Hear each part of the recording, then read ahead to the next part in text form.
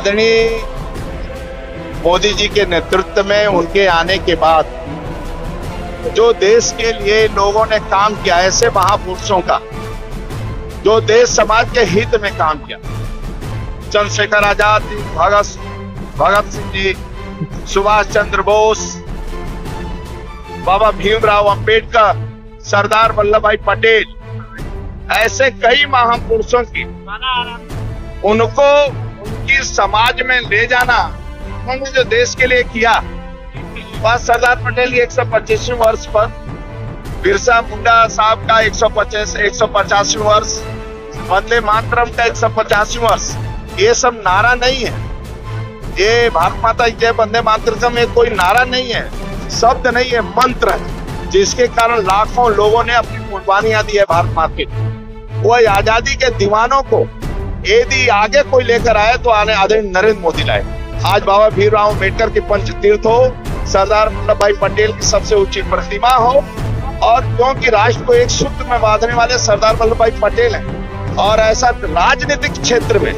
ऐसा त्यागी महापुरुष को मिलता है जिसको स्वयं कांग्रेस चुन रही हो प्रधानमंत्री के राष्ट्रीय अध्यक्ष के लिए, लेकिन आदरणीय महात्मा गांधी के कहने पर पर्चा वापस लेता है। न तर्क करें, विद्रोह करें, ऐसे तपस्वी त्यागी राजनीति के क्षेत्र में सरदार वल्लभ भाई पटेल के अलावा कोई नहीं हो सकता है। और रियासतों को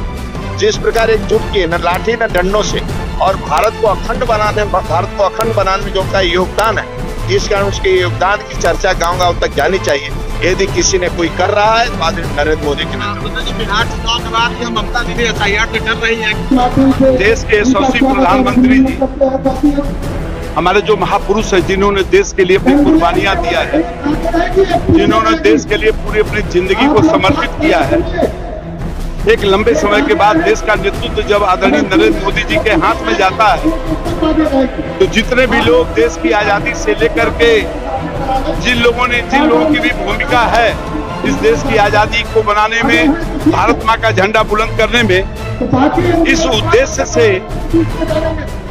सरदार वल्लभ भाई पटेल जी की जयंती के उपलक्ष्य में 1 महीने तक लगातार राष्ट्रव्यापी पूरे देश में हमारे देश के यशस्वी प्रधानमंत्री जी ने आह्वान किया है कि इन महापुरुषों के विषय में हमारे नौजवान, हमारी माताएं बहनें, हमारे किसान, सभी वर्ग समाज के लोग इनके विषय में जाने कि इन्होंने देश के लिए क्या कुर्बानियां दिया है। किसानों के एक अच्छे हितैषी नेता जिन्होंने कि अपने पूरे जिंदगी को किसानों के लिए समर्पित किया, देश की एकता को कायम रखने के लिए अपने आप को समर्पित किया। आज उन्हीं के उपलक्ष्य में एक यात्रा जो यहाँ से निकल रही है, बसनी से एकता यात्रा, आप देख रहे होंगे कि